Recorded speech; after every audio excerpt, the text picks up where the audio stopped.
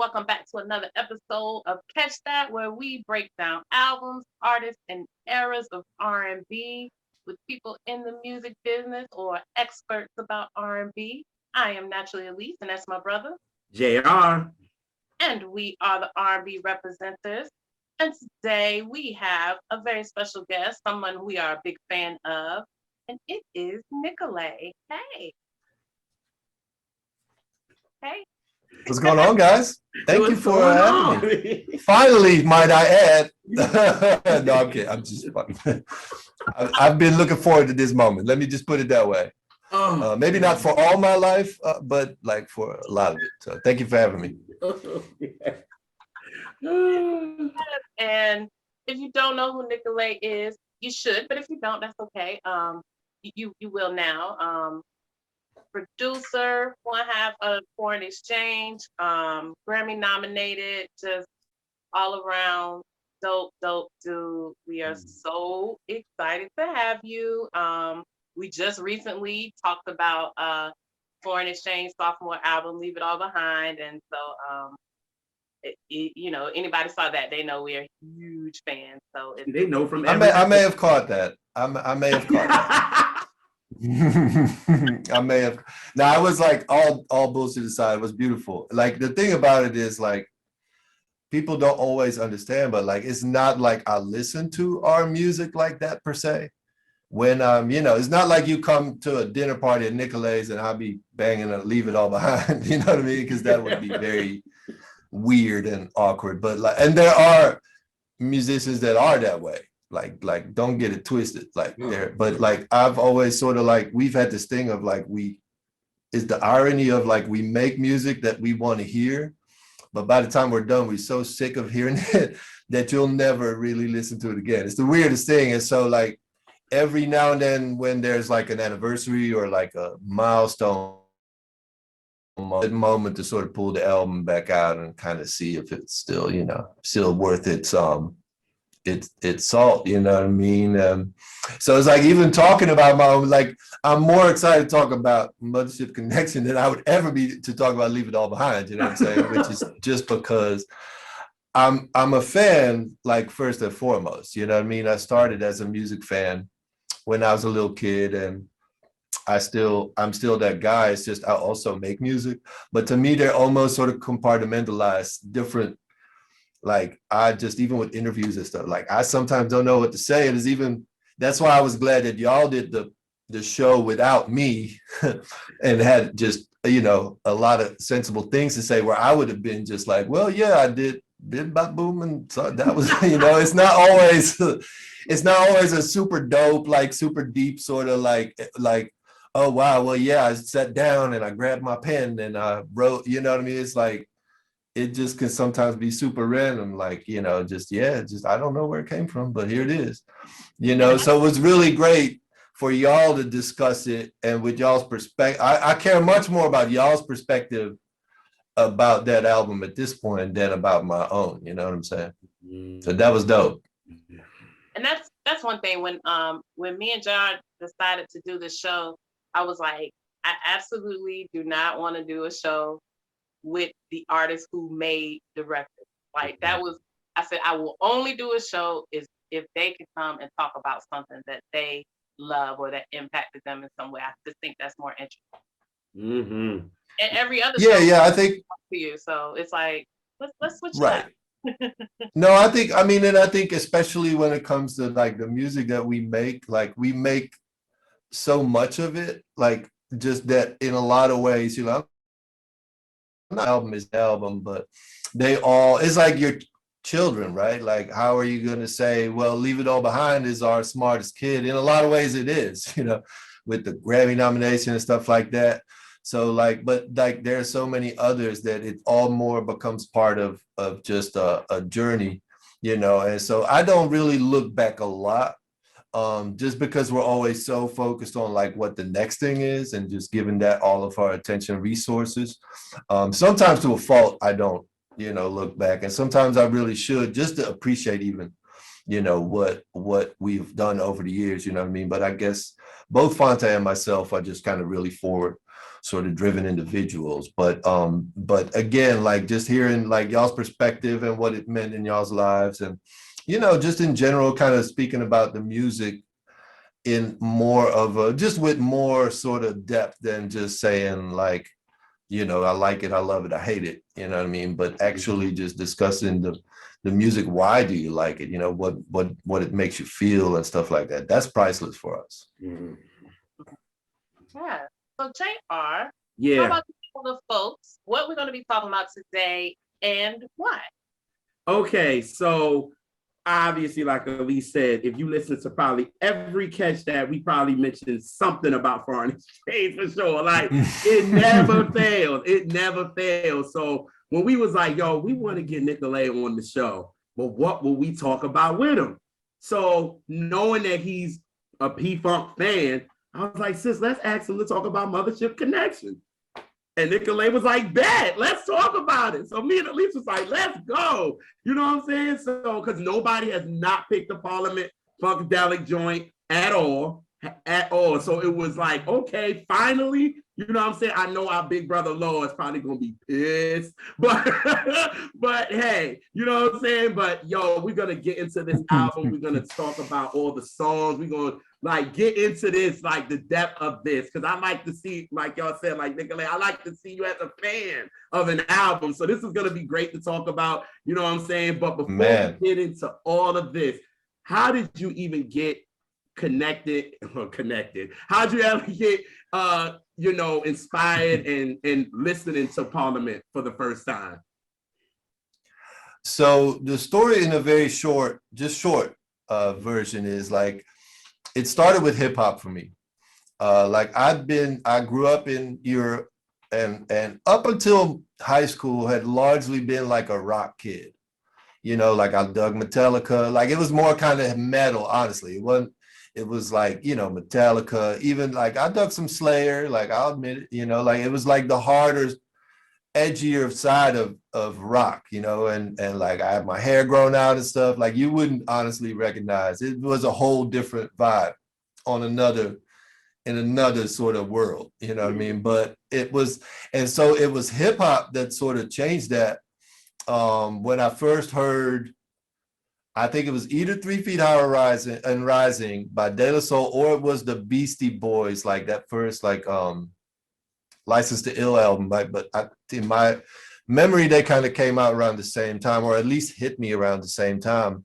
And the funny thing was like the energy of it gave me the same feeling that metal did. Like I got sort of like similarly hyped off of it, but honestly, it was obviously a completely different sort of lane, genre. And I think so. Like I started getting into hip hop in the early 90s. Largely because like MTV in Europe started airing Yo MTV, like, so it was like, oh wow, so now we're getting straight, like we're getting it one-on-one. You know what I mean? We're getting all the new videos, we're getting Tribe Called Quest, we're getting Ice Cube, we're getting we're getting like 92 to 94, all the golden era goodness is straight coming in. And so it was like almost like I sort of overdosed on it. It was like I just got everything that I could, the first Snoop record, just like that era, Black Sheep, like anything that I could get my hands on. And I think that's kind of how I discovered jazz and funk, like through the samples of those hip hop records. And I think I knew of P-Funk like sort of subconsciously, like I must have known. But it wasn't really like, even in the States, like, yeah, they had hits. And I think to whatever degree they were massive, the shows were really massive, but like, it still felt like it was an underground thing at the same time, and especially in Europe, they hadn't really had that much exposure. So I think I must have known Atomic Dog because that was like a big freaking super huge hit. Yes. And I must have known that, but I wasn't really, it wasn't really connected until like 94, 95, when it was like clear to me, like that one of the pillars that hip hop, like at that point, especially, was the P-Funk samples, I mean, Tribe did a lot of jazz and there was a lot of jazz, but like George at some point was the most heavily sampled one of them, catalog artists. And so like, it was like Digital Underground, like stuff like that. I was like, oh, wow, but they are referring to this thing that, and I don't really know what the first album was that I heard. And we could, the Parliament, like they're all special to me. Like this could have been Mo the Booty Affair. I would have been just as happy, because that is equally as groundbreaking, you know what I mean? But like, it wasn't really until I started playing in a funk band of my own. Like my buddy invited me to play bass in a funk band. Like I wasn't really a very good bass player. I'll be straight up with you. It was like, I had sort of picked up the bass because like nobody wanted me to play guitar. Like I wanted to play guitar, but they already had two guitarists. And it was like, you could either play the bass or you could just do whatever else, but not be in the group. And I thought that being in the group was cooler than, I think that trumped my inability to play anything, you know what I'm saying? So I just was like, all right, I'll play bass. I figured out, and I got a little bass. I got a secondhand used bass and an amplifier.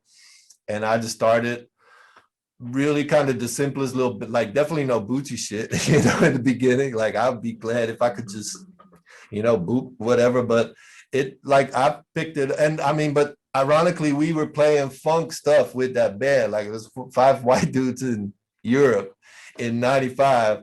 And we were playing Ego Tripping Out by Marvin Gaye, and it was just like, I mean, it was weird because people, like, we only knew that we were doing some cool shit, but everybody in our orbit, like, just didn't really get it. You know what I mean? It's like, they were more on some grunge shit at the time still, you know what I mean? It was like Nirvana, whatever. Yeah.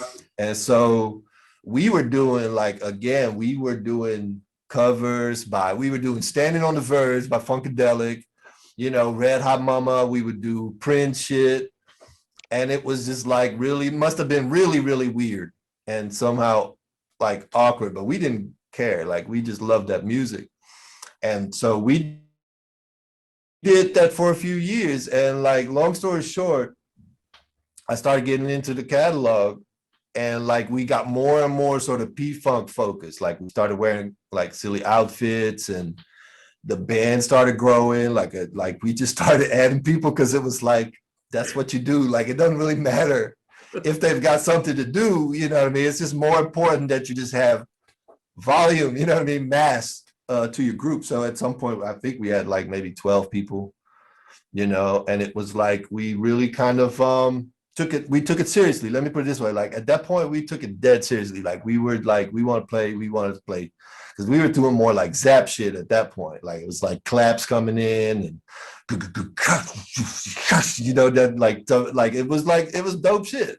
So we were getting really serious. Like, the time we started really kind of getting more to that electronic funk side. And I don't really know what happened, but at some point, there's a legendary venue in Amsterdam. It's called the Paradiso, and anybody who's ever been to Amsterdam kind of knows it's kind of the place where the it's a club. It's like a 1,500. It's like a club. So it's not a massive venue. It's a renovated church, and it's like a really, really great venue to see like dope artists. And so I know that Bootsy was coming. He was in '95. He was sort of like on his resurgence. He had dropped the album called Blasters of the Universe. And it was kind of like his comeback album. And he sort of put a band together. Bernie was in the band again. It was like a big deal. Like Razor Sharp was in there. Frankie Cash was on drums. It was like a lot of the old heads. Like, it was kind of the original Rubber Band. I think even Mudbone and Peanut were there on vocals. So it was like, I think it was like the original Rubber Band reunited. The opener. And so we opened up for Bootsy in Amsterdam, and I'll never forget, like, we had like this much space on stage. Like, it was like, because they were not going to remove any of Bootsy's shit for like the local openers. So I know the whole front section of like 12 by 12 foot was like his pedal board, because Bootsy's got the Mutrons and all the, like, just his pedal board was like, so we just kind of got in where we could, you know what I mean? And, but we were super excited, because it was like, at that point, like, these were our heroes.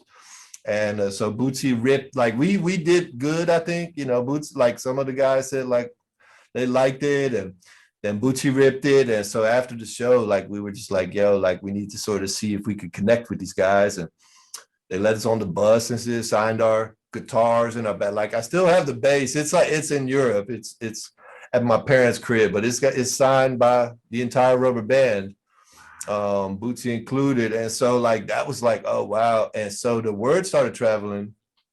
And so we got approached to open up for George and Parliament Funkadelic for a couple of shows. And so yeah, man, so it really got to a point.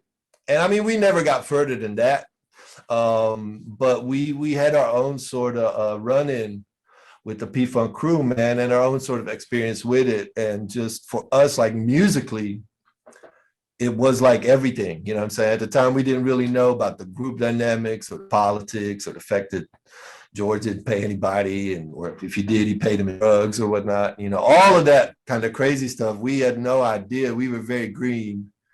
We just expecting Mothership Connection, like Sir Knows, whatever. But it was kind of grimy at that point. It was a lot more. It was kind of gritty, and they would do. I just remember a lot for like an hour, and George would be nowhere near the stage. You know what I mean? They were all. It was just at that point they had sort of doubled down on the one hand what made them great, which was like the long, lengthy, like maggot brain and shit. But it was also because they could just get high, you know what I mean? So it was like kind of was really shaky, but at the same time it was still, when they were still hitting, like it was still, we could still feel like this is still that stuff that we know from the records. It was just much rawer and much like they didn't do the arrangements anymore. They would just do like, even when they play Mothership Connection, they just go from groove A to groove B and that's it. And they do like A for half an hour, they go B for half an hour, but they didn't really do like arrangements anymore at that point. They were just grooving and just chanting. But it was still for us, like I was like not even 20. So for us, it was like, this is everything. So I think I soaked up a lot of game back then, like that I now know, like I didn't really realize at the time, because like that sort of part of, that was like my previous life where music wasn't really gonna be sort of the thing that I did, you know what I mean? Like, but it was still, I know now that I learned a lot from those days. Wow. It's kind of crazy, yeah. It's like and that's just the surface of it, bro. Like we recorded with some of the gang, and I mean it in a way, like again, like the exposure of it, you know what I'm saying? Like we were just talking about before we recorded, but I grew up in Europe, like with zero exposure to stuff like Black church culture or even like Black music culture. Like my mom had a really great record collection. Like she had a lot of Stevie Wonder, and she had Nina Simone, and she definitely had her fair share of Black music in her collection. And so I think I at least had that. Like I had a direct link to Stevie from age 5, 6. Because I just loved the synthesizers. Like I just loved. Oh, you could tell. Like I didn't really. Yeah, man. Like I didn't really know the Motown sort of like that school and that lane and how he came to where I just knew Stevie like right here with the braids going in on the synthesizer, and I'm just all here for it. Like I'm just like, yo, this is the.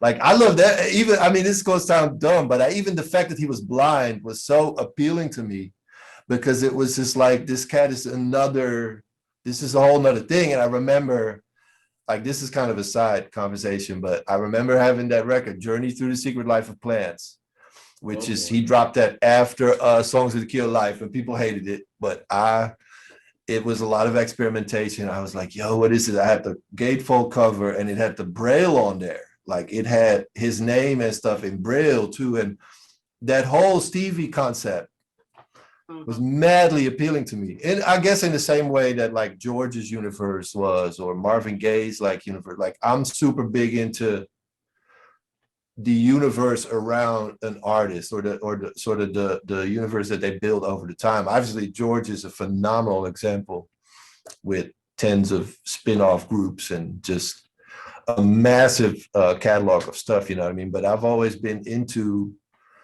into something that I think really connects with my imagination, you know. And I think looking back, it's interesting because I'm not really a super outwardly sort of like extravagant dude at all. You know what I'm saying? Like, I don't really, you know, I don't got no jewelry. I mean, I got some earrings, but that's about it. But I'm really drawn to like people like George, like people like real sort of like Prince. I'm a massive Prince. Like, I don't really have any, like, I'm not like Prince. Like, if it wasn't obvious, but I don't have sort of the same traits, but I'm massively attracted, I think I should say, to sort of those type of vibes. Always have been.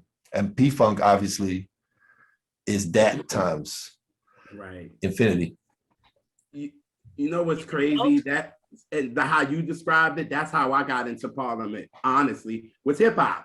To be honest, because I'm a soul head because of my mom being a soul head, but my dad was a hip hop head. So anytime he would bring albums in, my mom would know samples. She's good like that. She ain't got it like she used to no more. But at the end of the day, she knew that. So when she brought in the Chronic and my dad brought in the Chronic, I'll never forget with songs like Let Me Ride and, you know, Fuck the Ray Day and Bitches Ain't Shit and all that. My mom was like, oh, that's that Parliament Funkadelic stuff. You know what I'm saying? Because that's not her. Almost dismissive, right? Yeah, she's very submissive of that. So it was like, okay, whatever. And I'm 7 years old, so I'm like, Parliament, who's that? And she like George Clinton, you know, with the different color hair and all that. And he's crazy, spacey, out there. And I'm still looking at her like, who? Like, you know what I'm saying? At 7 years old, you don't know. And I'm like, who? And then she just starts singing Atomic Dog. And I was like, oh. And One Nation Under the Groove, she like, oh yeah, I know them. She was like, yeah, that's them. So thinking that is over, then my dad brought home Doggy Style. And then we started listening. All of George. Yes, it's all George. And my mother was like, well, goddamn, do they like Parliament? Is that it? Like, one more. Pretty much. It was just like, Jesus, like how much more are we gonna get? Like, so I was just like, she keep talking about them and these beats is sick. So I was like, I'm gonna go try to find some stuff on them because I know my mama ain't got it. So I was like, well, let me try to find some stuff on them and get with that. And that's where I kind of went. And it was just like, whoa, like this stuff is some outer space like type of stuff. And I'm like, Ma, how you don't like this? She just was like, it don't do nothing for me. Like, and I'm like, the soul head of all soul heads. And I'm like, wait a minute, Ma, you a big James Brown fan. So that's why I'm like, it didn't connect to you. And she was just like, well, my grandparents didn't buy it and her parents didn't buy it. So it was like, she was with James and that's what it. But I'm like, well, Mom, you know, Fred and Fred, you know, he was down with them. And my mother was oh, he was? And I was like, I got something on you? What? Like, okay, you know what I'm saying? So then after that, and once I got to Mothership Connection, because, you know, Chocolate City and, you know, they debuted with, what was it? Up for the Downstroke. Yes, that. So it was like I was getting into that. But then once I got to Mothership, I said, oh, they on some other shit. Like, this is nuts. And then from that, I've been a fan. And now sometime when my mom does come over and I have a playlist rocking, thanks to Elise showing me how to do a playlist.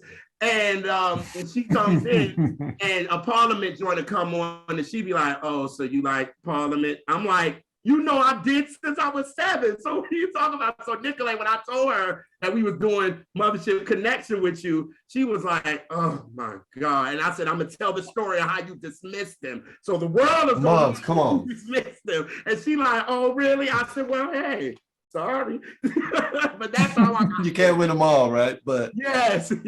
But that's messed up.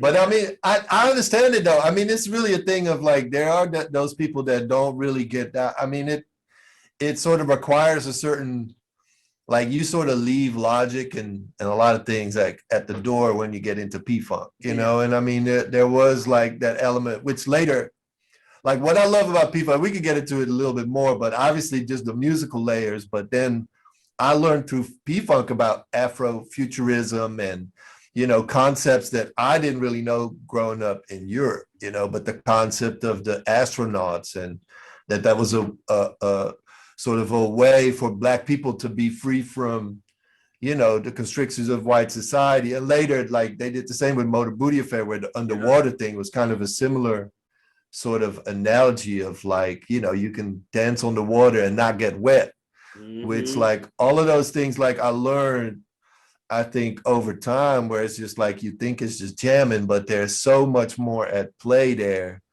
And just the more and more I get into it, the more I'm just amazed by just just how deliberate everything I realize is now. Like at the time when I first got into it, it just seems like, okay, there's 20 people on stage and it's just chaos and wild. And I think it was to a certain extent.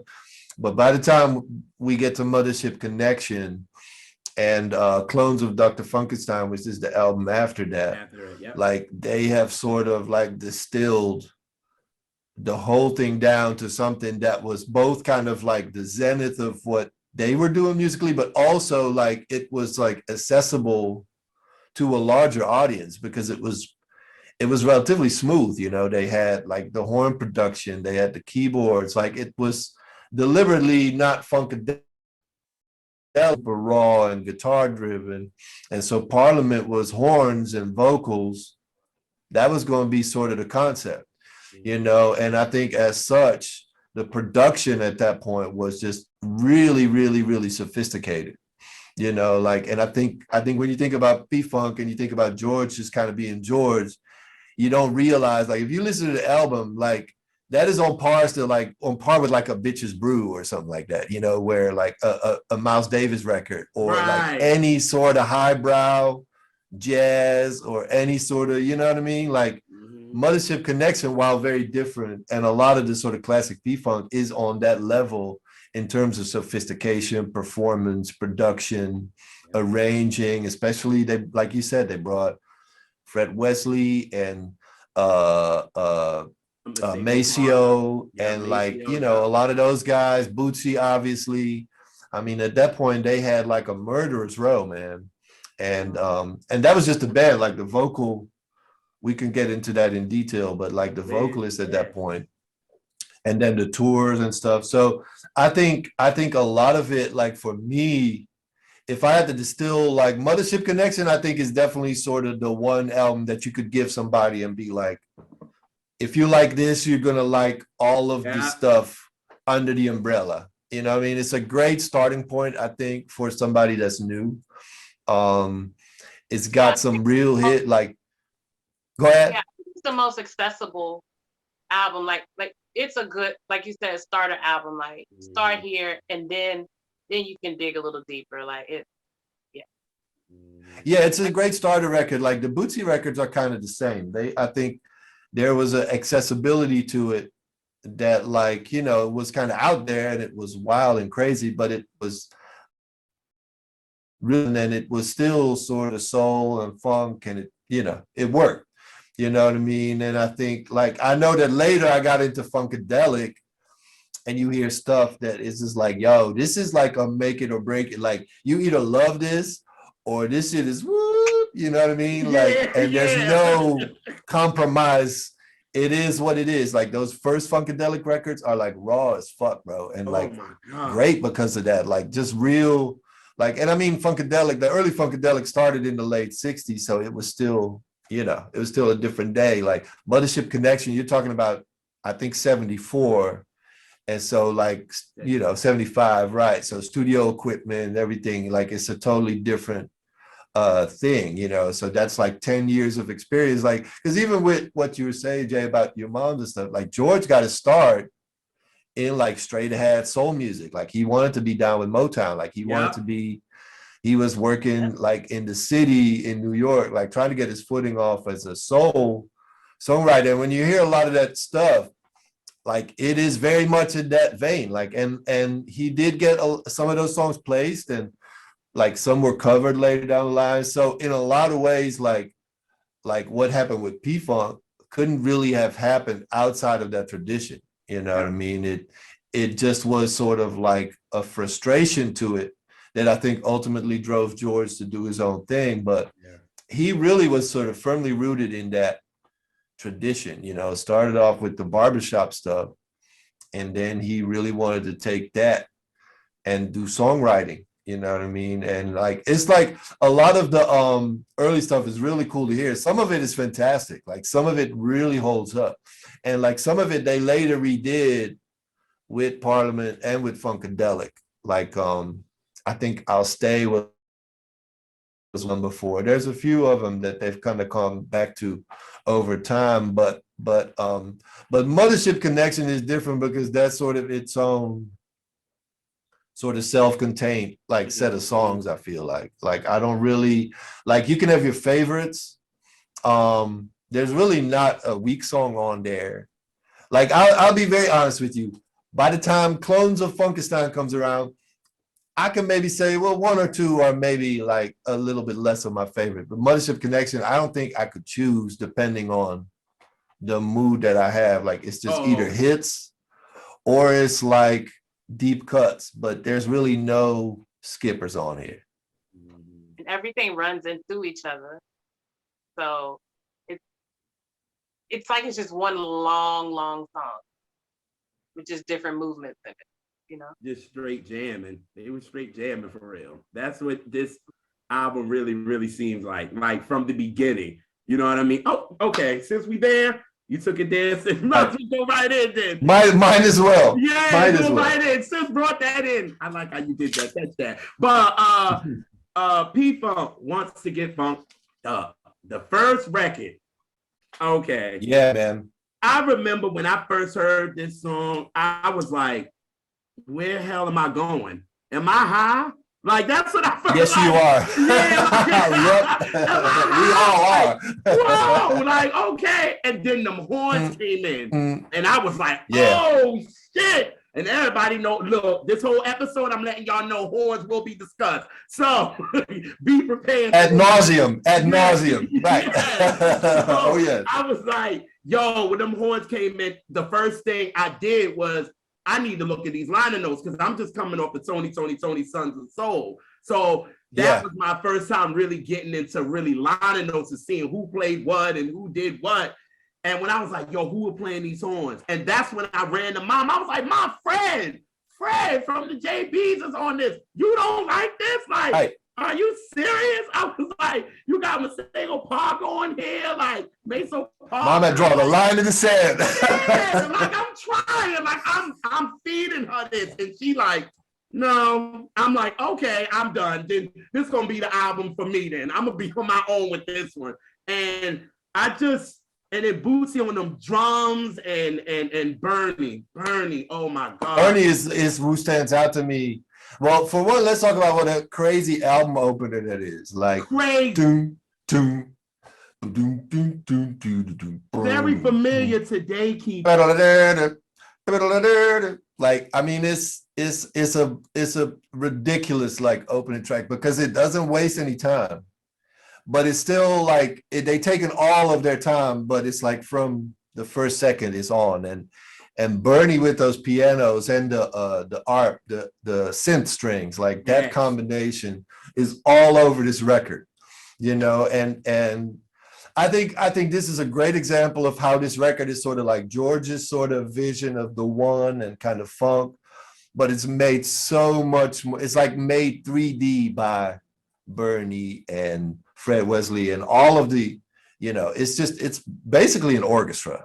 Like, let's just call it what it is. Yeah. You know, and so the arrangement, I think Fred Wesley arranged the horns on most of this record. Yeah, he did. And so it's got a classic sort of, you know, it's kind of the stuff that you later heard on the Horny Horns albums, you know, it's just real, it's that thick sort of, it's super punchy, but it's got like a lot of harmonic sort of content in it. Like it's just, and melodic. It's not just, they're not just hitting accents and stuff. They're doing lines that are completely like weaving in and out of everything else that's going on. And that's not even talking about, you know, just how, you know, just the drums and the bass like that. that basically the basic sort of like they start every show. If you see a show in 75 or you see a show in 2022, they all start the same way. Just, the drummer just doing the foot in the sock. You know what I mean? And they, like, I remember they explained to us like what they were talking about, the foot, because George would always say, just the foot, just the foot. And the foot is the kick drum, you know what I mean? And so like a lot of these, if you listen to the P-Funk concerts, it just normally starts off with like just that, and it's kind of that sort of same way this album starts out. It became sort of like their mission statement, I think, this track, you know what I mean? Like the way George kind of comes in as the announcer, do not try to adjust your radio. Yeah. Like it's just really, like it's really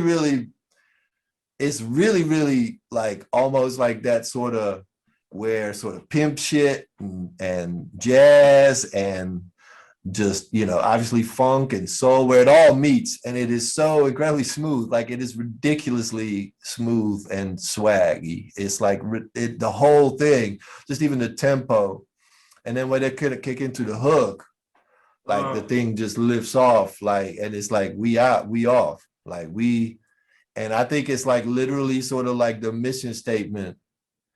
I don't know if it was the first time that they really started talking about P-Funk, like as the term, but I feel like it was like sort of here, like that they started really defining like, okay, P-Funk, and what does that mean? Both like literally, like, oh, we're all on the one or whatever, but also just, obviously spiritually or whatever you want to call it, like the whole mental state that came with being a maggot, down with the stuff. So I think that first track is like, it has the drums, the bass, the keyboards, the horns, and the vocals within that first sort of, like, it's like, this is what the album's going to be. Like that first track is like basically the table of contents in terms of like, I think the elements that you're about to hear on the record, and super, super dope, super crispy.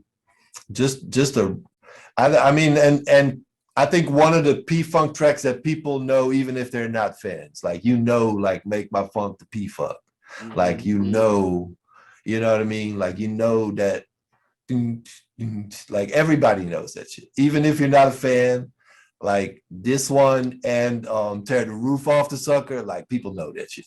Yeah. The end. Oh yeah. And one thing I was talking to JR before we got started was speak to the drum is in a lot of R&B soul music, the drums are in the back, but on the P-Funk, like the drums are up front. Oh yeah. And that's why it appeals so much to hip hop, because drums, hip hop is about drums, and more drums. So that was the appeal, because it was right there, like, and horns just right there at you. Now, and even if you listen to other funk bands of the time, sound a little bit light in the ass compared to Parliament. Like, it's really interesting. Like it's really like you listen to like Come Function or like Marquez, like dope, like really like high quality shit. None of them really have that sort of like that real. So, and I think whether that was just the studio or the engineers or probably a combination of a lot of things, but like you said, the drums were a very, very big part of it. And all of the Parliament drummers and Funkadelic drummers, even for the live shows, were kind of center elements. Like, I think in this era, it was Jerome Braley mainly that did a lot of the live shows. But they've had a number, you know what I mean? But it's always been sort of centered around the drums. And I think that makes sense to me, because I'm sort of seeing it as something that is really rooted in like both like that soul and church culture and that sort of Afrofuturism. And I think the drums being central to that, like, makes perfect sense, you know what I mean? But it's not, I mean, it is a genre of drumming in itself. Like P-Funk drumming is a style of drumming in its own. You know what I mean? That is like something that you understand, or you don't. It's kind of like go-go, how go-go is just, it is what it is, and you understand or you don't, and you play it or you don't. And P-Funk drumming whether it's sort of that, tear the roof off, or that, like, it is just a style of drumming that, like, you sort of get or you don't.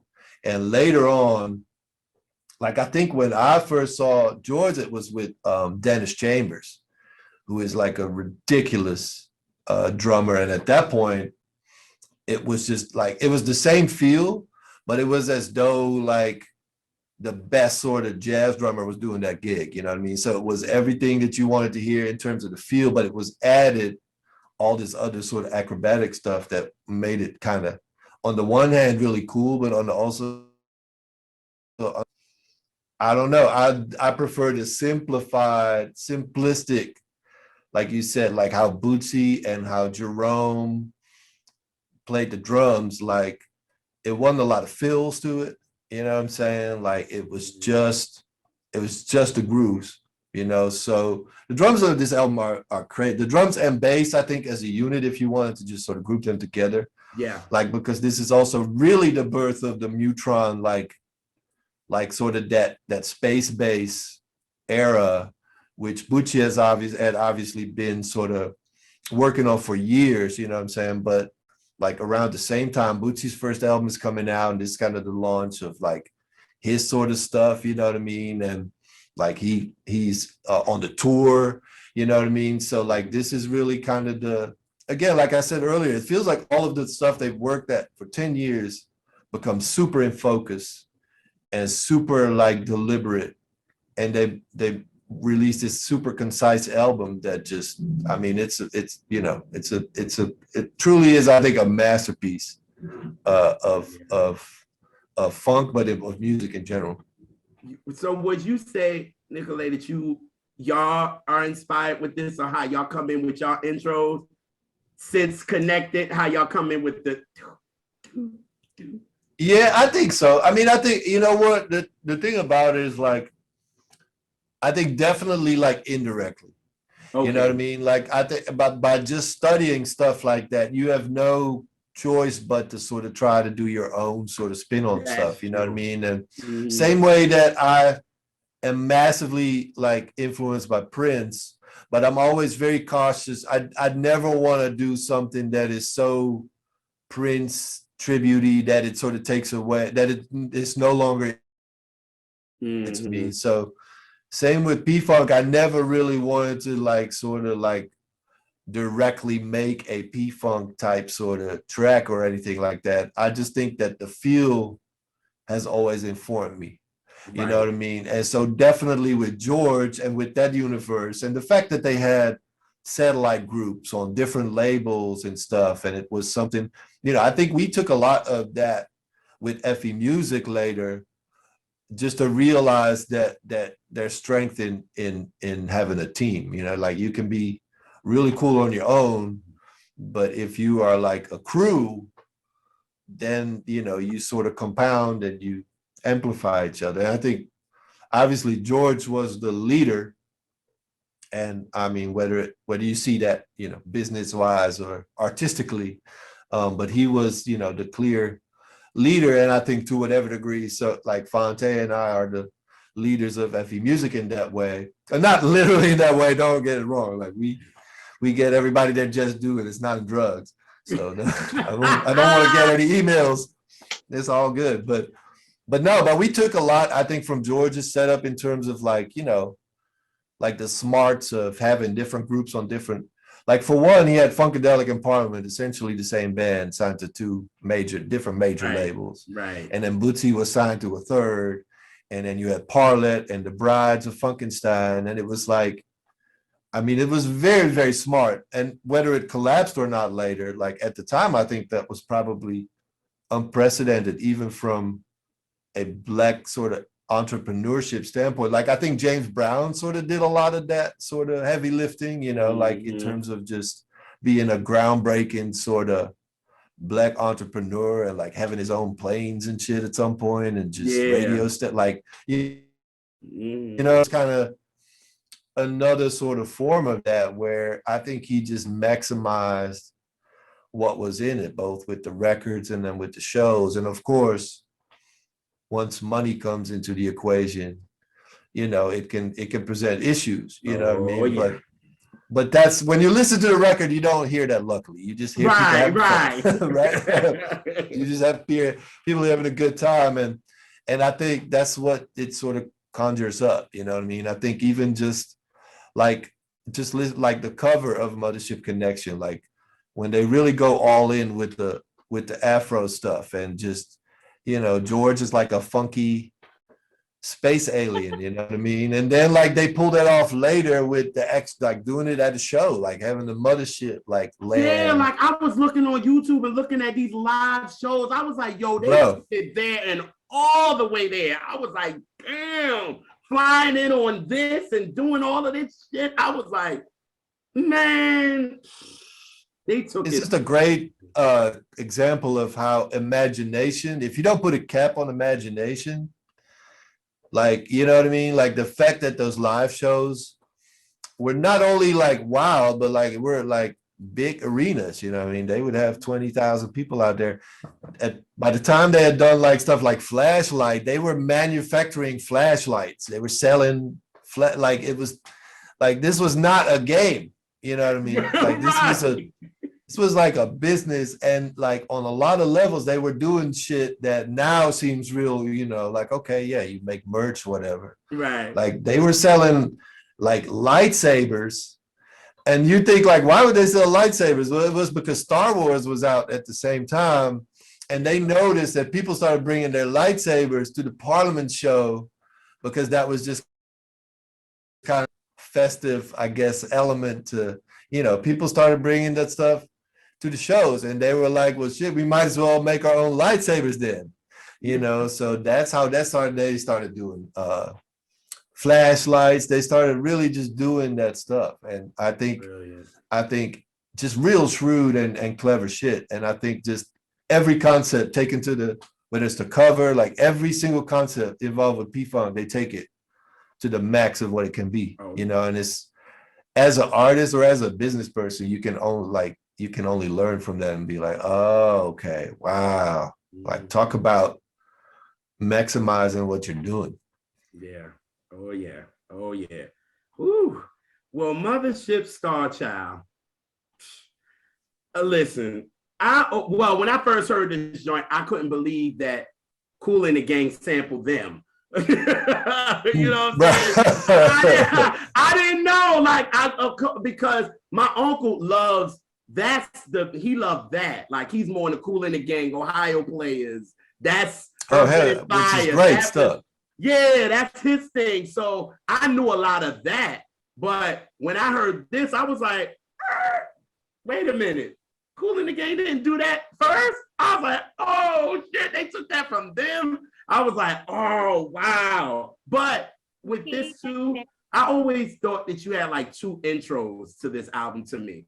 Because I always felt like the first joint is like, hello, we're here. How you doing? You know what I'm saying? Because, George is giving a little shot like he did on the first joint. He was like, yeah, Bowie and all that. It was cool. You know what I'm saying? Like, it was cool, but you know what I'm saying? You here. And then it was like, now you're in, we talking to you, you about to get funked up, like for real. But this, now that you here, it's like, now welcome to the Mothership Connection. Now you are really in the building, and we about to get high together, period. Like that's what I thought with this joint. You know what I mean? And then again, that breakdown when it sings swing down, sweet low, stop, and let me ride. Of course, I knew that from the Chronic with Let Me Ride. So everything is kind of like, it's a 360 for me. Yeah, I'm man. like, oh, snap. My new Parliament Funkadelic, and she knew all that shit, but she didn't like them, but she damn sure knew the damn sample. So I was like, oh, man, I'm going to get you. And for still the last 20 years, I've been trying, and I just can't get nowhere, but still. It's okay. Just keep trying, bro. Yeah. But this joint, to me, just gets the party started to me. Like, that's why I always feel like it's two intros to this. Like, the first joint, and then Mothership Connection, man. And then the bass and the horns, to me, is the start of the story with this. Like, Oh my Yeah. God, man. Woo. And that bridge is probably the most, one of the most beautiful funk or P-Funk bridges, like from the first groove into the second. The other being Funkadelic, which is 2 albums down, which has an amazing similar sort of Funkadelic. Like that's an incredible, but this is I think just an incredible bridge, and before that, like just an amazing groove. Like it really is another moment where you hear that it's a wrap. You know what it is. It's over. And like it's another mission statement. If you hear any noise, you know, it's just me and the boys. Like it just feels very like they are their own sort of, like we are just looking on, are just like their own sort of tribe, their own sort of like indigenous peoples of some fucking planet. Wow. And one thing, JR, like anytime we do radio show or something, like the songs that I love grooves. So that's why I'm so attracted to funk music, period. Like funk is some of my favorite stuff. So part of it Funkadelic, like everything is a groove, you know. Next another one, you know. Yeah. But like it's so it yeah, go ahead. That's why I love it. But like no, yeah, I love my it. shit. Because I think that's the same what we're talking about. It set them apart too from the other groups where they also had like they had grooves too, but like the way that sort of Parliament Funkadelic like packaged it up and gave it to you, just game changer. Like, and they were directly competing with like, you know, Earth, Wind, and Fire and like stuff like that. And they were talking shit about them when they wanted to, you know what I mean? It was kind of tongue in cheek, but it was also like, nah, we're really telling y'all like Earth, what was it? Earth and Hot Fire, he says on that one record. Like, you know, it's just like real snarky shit. But like but the other bands knew, like they knew, like Parliament Funkadelic is right here. And at some point, like they were all kind of started biting off of that feel. Like, even if you listen to like a Get Band record from like 77, like Oops Upside Your Head, all that shit. Yes, sir. A lot of P-Funk biting. Like, and I love Get Band. Like, the Wilson brother, like I love like Nothing But Love. But like at that point, like a lot of the big sort of funk bands, they started biting like P-Funk, man.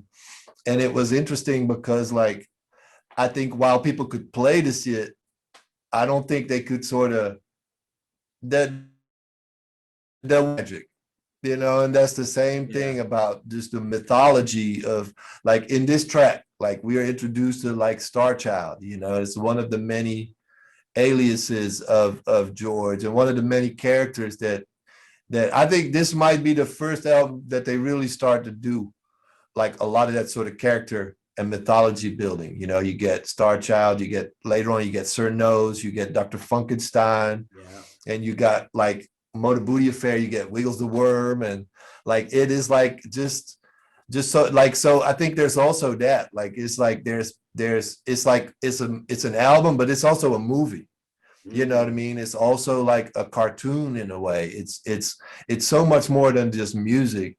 And a lot of these concepts that are being discussed, like it seems like it's just George messing with shit, but when you really sort of start boiling it down, just even the Sir Nose concept of somebody that's refusing to dance, you know what I mean? And just how they shoot him with the bob gun, like you think that's like real sort of like, oh, I just came up with that when I got really, really high, but there's a brilliance there, like that is like, I think you sort of like it's easily sort of dismissed as something that is just like out there shit.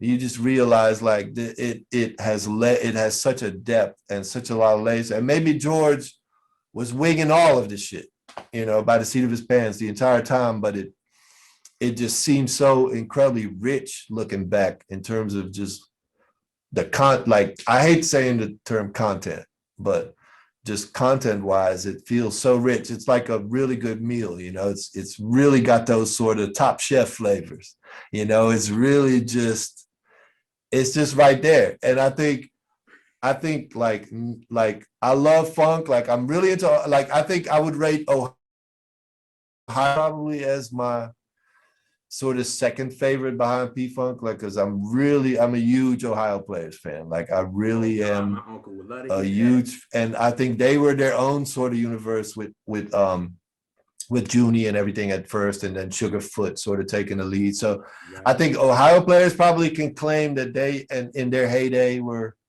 maybe close, but like they were sort of like the premier funk band to me, and they always will be. And Mothership Connection, like the song, is just, again, another sort of perfectly conceptualized like slice of cake of like, yo, this is who we are. And like they took that live, bro, like the Swing Low, Sweet Chariot, like that part. And then they had Glenn Goins, who was like one of the singers who like died, like I think only a couple of years after that tour, but you know, and that's what the moment where they would connect that with the Mothership landing, you know. So that was the pinnacle of the show. This song was the pinnacle of the live show. And I think as such, like, not a surprise that the album is called Mothership Connection, you know, because it's like that sort of concept, I think, was at the heart of it, and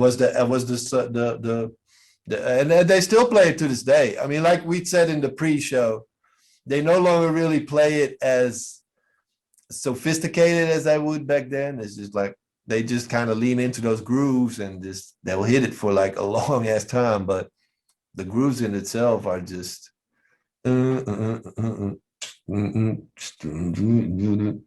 it just, and the thing is, you think you could play that shit. I dare anybody. That is not as simple as it looks or sounds, bro. Like that timing, that's slightly behind the drums, bass play. Like they're not like crazy complicated grooves, but like like 1 millisecond off and that shit falls like apart. You know what I mean? The feel of that bass and drum sort of tradition of P-Funk like is something completely different, bro. And it makes me think of something I was telling JR the other day. Like when I do design work, the simpler that thing looked, the harder and more complicated it was for me to do it. That's why it looks so simple. Like do some other big shit, like, yeah, I can do that. Like, but to really refine it it takes a lot of know-how, it takes a lot of concentration. Like yeah. Well, and there's a risk with that because like then people start thinking like, oh, you just pulled that out of the air. Like we have had that problem before too, where, you know, we made a lot of shit look pretty effortlessly in the past.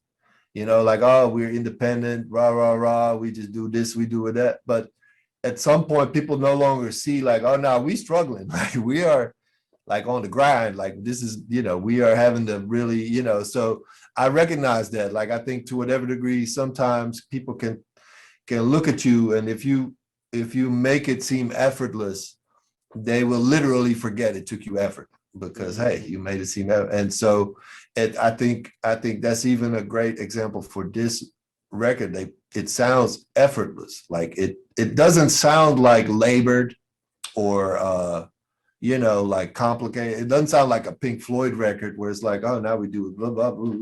You know, it sounds like something that is, again, accessible and that are essentially their soul songs still. You know what I mean? They're still songs. I think that's another thing like had over other funk groups. Like they were writing like real shit. You know, and I'm not saying other groups were not, but I'm just saying Brick House, Mothership Connection it's a different thing. And that's not knocking on the I'm a huge Commodores fan. Not at all. Massive, but it's just there was something in the water here with this whole P-Funk thing, and I think all of their contemporaries knew it. You know, like Elise said when we was talking to Zoe about Voodoo and how like it just got a thickness to it that other albums just didn't have. So when you listen to this, it got a thickness that Earth, Wind, and Fire didn't have. It had a thickness that that like you said, even the Ohio players didn't have. It was just something. And then after a while, people wanted to bite that thickness, and it just did not come off right. As thick. Right. Right. Not It was right. like, oh, I see what you did, but no. All of that fucking does is just a different density. It's just Right. it's packed full of a lot, but it's done in such a way that it's still accessible. And that's the genius. Yep. Yep. Took all of this and people can digest it. Yeah. No, for real. That's what they've made the and Mothership Connection is probably them at their most accessible, you know, and Clones of Funkenstein is too. I think they're sort of two sides of the same coin in a lot of ways. Yeah. Funkadelic is pretty accessible, and I would say Motor Booty might still be, but at that point you're really going deep into like funk, like territory. Like, yeah, I think Mothership Connection had sort of a similar appeal as like how Purple Rain, sort of non-Prince fans on board, just because of just what it was. And I think maybe, I mean, obviously it wasn't the same sort of scale, but I think Mothership Connection probably has the most sort of exposure among people that maybe are not like specific P-Funk fans, you know, and obviously by 1980 or 81, they're still releasing records, but it's like they practically go unheard, you know, but this is a million seller if I'm not mistaken. Yeah, and it was. I think, you know, I think it which is kind of like, especially in 2022, where things rarely are million sellers, even the most, you know, commercial stuff. Like, to know that you can sell 1 million copies of like this record, which is just an amazing concept to me, you know what I mean? And to fill arenas like doing this stuff is like a testament to always letting creativity lead. Yeah. Yeah. And it over as well. Yeah. Yeah. No, they doubled down on that, and it should tell any artist, whether they're up and coming or established, that when in doubt, like, double down on the artistic part. Like, don't worry about having a manager or what you're gonna wear, or like, I mean, I realize I'm saying that about P-Funk, but like like double down on the artistic part. You will never go wrong. Like, you might go wrong and it's like, but it will still be the right thing that you would have done, even if you come up short and it didn't work out. Hey, you gave it the old try, and you can do it. Yeah. It's much more important to have that experience of not sort of something not working out than it is to do something that is kind of like where your heart, you know, artistically or creatively, you may not really kind of go there. You know, time is short, you know what I mean? Oh, yeah. And then when you double down on what you're saying, when you double down on the art, people will, you know, people are going to be talking about, what is it, 40, you know, 48 years later, we still talking about it. Right. That's amazing, right? I think that makes it timeless, like literally, because it's like, what, it's no longer, you know, we've had the 80s, the 90s, we've had all of this shit. Like, it is truly timeless. Like, genres have come and gone, but you could put that record on right now. Like, I had it on, like, I was driving around town, and I really sometimes have the urge to play Parliament in the car, like Mothership Connection specifically, because it just sounds great in the car, and it's like, it is also something that you can, you know, like the window could get, like, you can give the people of the world a little whiff of it, you know what I mean? Like, I always like to sort of turn it up, and the window goes down, and that's like, that's right, this is what I'm listening to, you know what I mean? Every once in a while somebody be like honking and shit, be like, you know, but it's still like, it really is just like the feeling that you get from that stuff. It's just like, man, it never fails, bro. Like, it just, you can put that shit on right now and you set that party off. Like, it can be a house party in 2022. I'm willing to bet if you do like, you have some red cups in the house, like, it's a wrap. It's over. What? You know what I'm talking about? I learned of the concept, right. It's just, it is what it is. And it's like, it's the same shit. It's not, we, you know, it's that vibe to it. It doesn't matter what genre of music it per se is, you know, like it just is sort of that familiarity of like instantly creating an atmosphere, like with the first second of some, and I think that's it's been all North Star, if you will. Is instead of really being like, oh, you made some amazing notes and harmonies and chords, and like, I don't really care about none of that shit. Like, you know, I want to set an instant atmosphere from like jump. That's what Prince did to me. If you put on If I Was Your Girlfriend, instant atmosphere, you know, any of that shit. And so like the records that I've studied over the years, like same with Stevie, is just like, it's all about atmosphere to me, you know, like transporting you to that different world with the first sound that you hear. You know what I mean? Like that's kind of, and a P-Funk is kind of the manual for that shit. Like if you look up sort of that in Webster's, like it's a picture of George, like being like, that man is just on and like, and I mean, I know we're kind of going off on a tangent, but you know, just like to know that he's still around, and not only that, but he seems healthier than in a good long time, and happier. It's just like he needs to get, like, I realize there's some controversy about collaboration and rights, I should say, but I still feel that man like deserves all of his flowers, man. Like for real. Especially putting all of this together, you know what I'm saying, and orchestrating all of this. Brilliant. You can't deny that. You know what I'm saying, like at all. It's brilliant. And then he doesn't play a note of music. Like George himself doesn't play or write, or so he would. It is just, I think, the classic example of somebody who was like not a musician, maybe in the traditional sense, maybe not even a producer in the traditional sense, but somebody with vision that can pull the best. Like there's a video of how they did Atomic Dog. I don't know if y'all ever saw it. It's online. You got to look it up. It's from that Tales from the Tour Bus. Yes. It's hilarious because George is just high and drunk out of his mind when he does the shit, and it's a lot of people after that come in and turn it into something coherent, and like he comes back and he's like, he doesn't even remember what he's done, and they play him Atomic Dog and he's just like, yo, this shit's banging, who is this? And it's just him, and then Gary Scheider and all these other people just built like choruses on it and just built like changes and stuff. And so it's important that it's not just George, you know what I mean? And that's, I think, where the controversy sips in.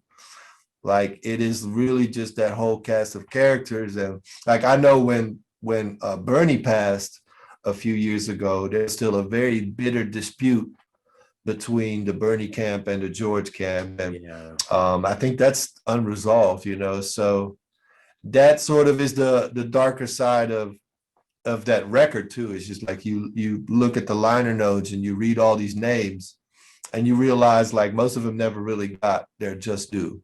Right. You know, and that's sort of the darker side of this. And you have to sort of take that into account, I guess, you know. But but the thing he was brilliant at, like a great word for it is, he was a curator.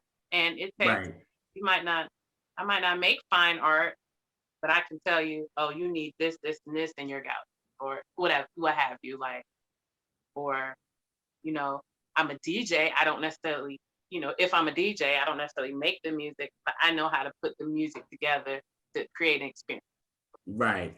And I think he is kind of the DJ of the P-Funk sort of like universe in a lot of ways, because like what I found later was like how they recorded a lot of shit. Like it wasn't like, oh, we're going to record Mothership Connection now, 1, 2.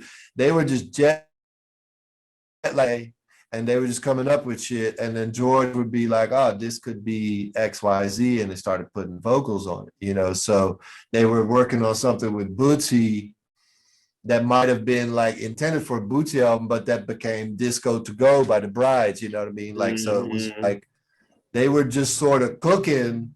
And then George was coming in and being like, this is that, and this is that, and this is that, and then put, you know, vocals together. So like at that point, essentially, it was just a train that was running. You know, it reminds me of the Funk Brothers with Motown. You know, it was just people playing their asses off, and then George would sort of come in and after the fact put the pieces together and here's the pie, you know what I mean? Unfortunately, for a lot of people that were just kind of playing the parts, you know, it wasn't always as great of an experience. But I think there's that like in a way that's almost like it was like in the Prince universe, there's a lot of similar narratives where, oh, he was so tough on XYZ. It's just like, bro, like, how do you think they would have done the shit? Like, you know what I mean? It's like, you can't really do that shit being like, oh, guys, what do you think today? We're gonna, you know, like it really does sort of require that darker side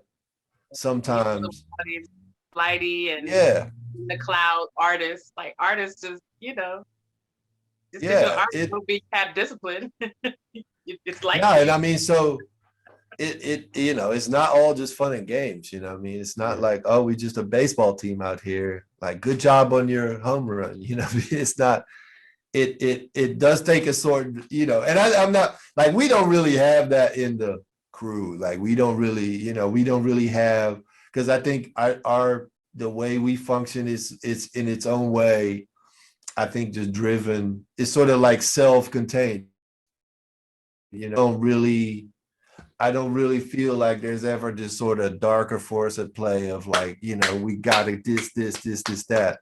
But the people that really like, if you that sort of uttermost success, like it requires to be, you know, it requires an asshole, just straight up. Like, I would just be honest with you. Like, it's just, if you want to be on top of the game, like you just there, and that's why I think a lot of these people that we sort of admire and even put on pedestals, you know, because we love their music, like we also just learn like, yeah, it came at a price, you know what I mean? It goes back to that effortless element, you know. It wasn't effortless, like people like literally bled and sweat for the shit, you know. And I think the P-Funk story is definitely that story of like a cast of characters who it would have never happened without, but they, you know, they didn't really always get their just due, and a lot of them died with little or nothing to their name, you know what I mean? And that's kind of the other side of it. That's kind of a downer though for this rant. So like, let's go to the next. Oh no, yeah. Well, okay. So the next joint, Unfunky UFO, is my favorite record, period, on this album. Word.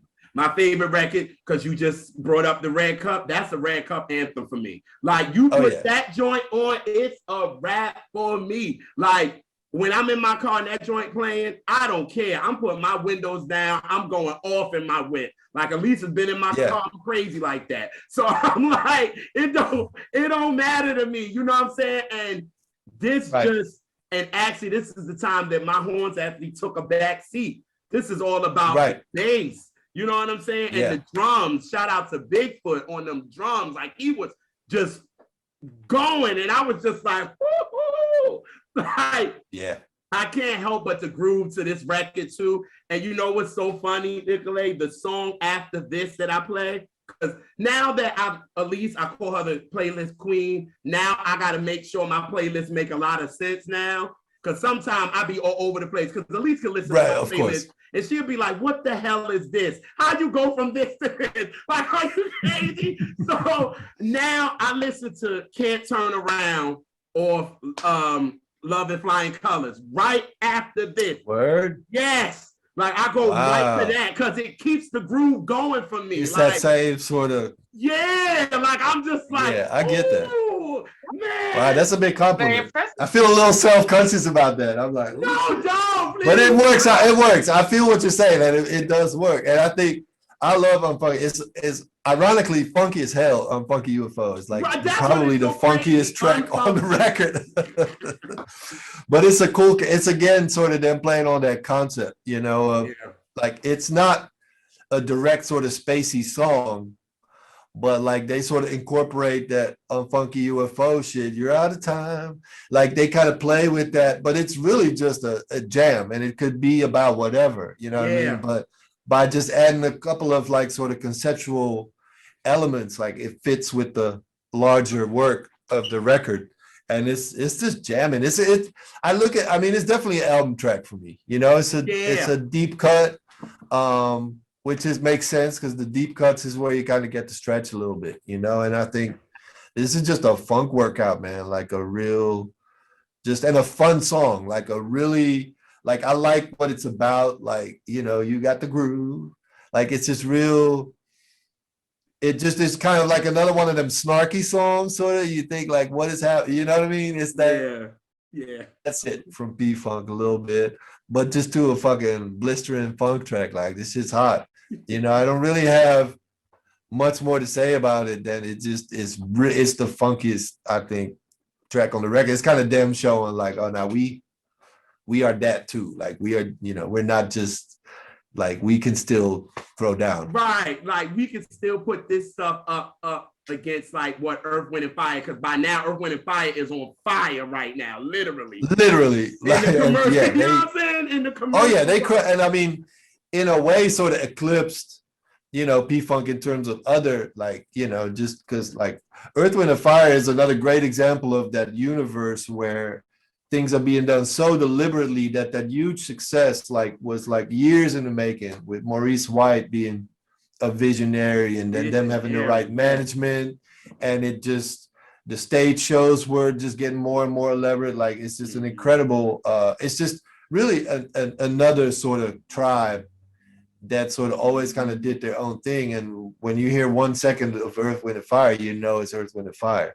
Right. You know, it's really kind of that thing. And I think as such, like I think P-Funk still was all like a funk band, you know what I mean? And there are funk tracks, like even on Motor Booty Affair, you know, where like stuff gets a little more jazzier and Junie is involved. There's some more experimentation going on, but they also got stuff like Liquid Sunshine, which is just a banging funk track. Oh my God. And Deep, which is another just like, so like it just, yeah, the funk never went far with these boys, but it's Funky UFO is a very funky track, ironically. And they call it unfunky though. That's what bugs me out. Like, like what was y'all thinking? Like, this is funky as hell. Like, are you kidding? Like, yes.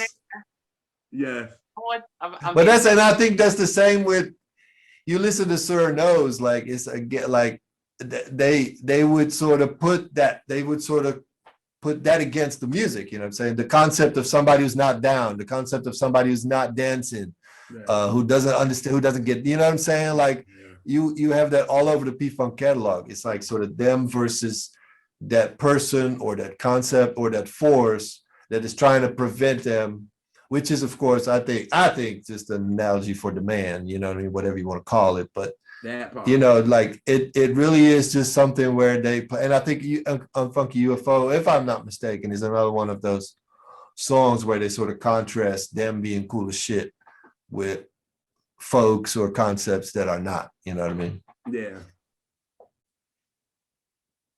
Now, for the next song, I'm about to be an asshole today. No, I know what you're doing, and I'm not doing it. I am not doing it. I am not doing it. Listen, I already knew I was gonna be like, Elise, you can tell what track 4 is because I'm not pronouncing that shit. Hell no. I'm not. Jerry, you can do it. No, I cannot. Let's all have a good try.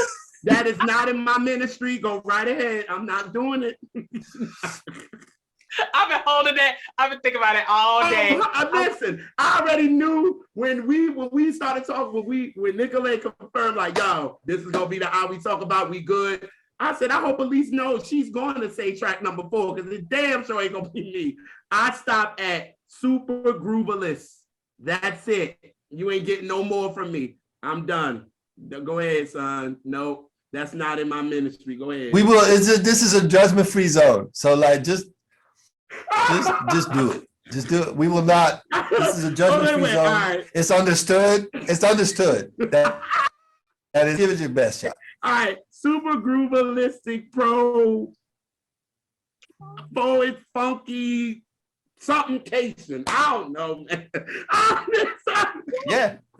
Hey, I did it. Oh, snap. That wasn't really all that bad. This funk, baby. You just do. It really wasn't, because I was like, yo, that song, every time I be like if I'm playing that and I got like some people over or whatever, and they like, what's that song called, track 4? Yeah, track right, track 4. Look, nah, man. But yo, this joint, the brilliance of Bernie is the brilliance Yes. of him on this with the damn synthesizers. And I feel like this track explains a lot of what Dr. Dre was inspired by, especially with Yeah. all those joints like on G's and Hustlers, and for all my niggas and bitches on Doggy Style, you hear all those synths that he uses. And I was like, man, he got this from them. I'm sorry, especially Bernie, the way he flipped them. Oh my God, you're in this world. You know what I'm saying? And this is it. This is it. You know what I'm saying? And I was just like you talked about Stevie. I know Stevie had to be listening to this like, God damn. Like, you know what I'm saying? Like, I'm good on synthesizers. Like, that's my stick. But when I'm listening to this, because one thing, Stevie was a student and a teacher. That's one thing Stevie was. He, you know what I'm saying? He listened to the music, but he also teach. And I know when he listened to this, he probably was like, wait, what? No, Stevie must be a Bernie fan, because like Bernie, I think was classically taught like as a kid. Like, so he's got the classic piano skills, like, and he was taught on organ too, like, so he's really amazing on organ. So like a lot of the really early funkadelics, like a lot of the funkadelic albums, they normally have a final track that is just Bernie wilding out, like, and like I think on Standing on the Verge is or like Let's Take It on to the Stage, it's a track called Good Thoughts, Bad Thoughts. But there's one on all those funkadelic albums that is the last track that is usually a concept by Bernie, where he just goes crazy with the keyboards. And so like when you hear him on Mothership Connection, like he's, again, like I look at it as like he's adding color to like a black and white movie. Like, you have the bass and the drums and the sort of the rhythm section doing these amazing sort of solid grooves. But then the horns and the keyboards, Bernie, just add these sort of colors to it that kind of reminds me of when Prince was working with Claire Fisher, with that he was like a string arranger, and they really started sort of taking those grooves and then just really kind of build out sort of, again, the musical content on it. And I think the genius of George, I think, is letting Bernie be Bernie. You know, Bernie was down with the crew from really early on. Like, he was one of the original funkadelics.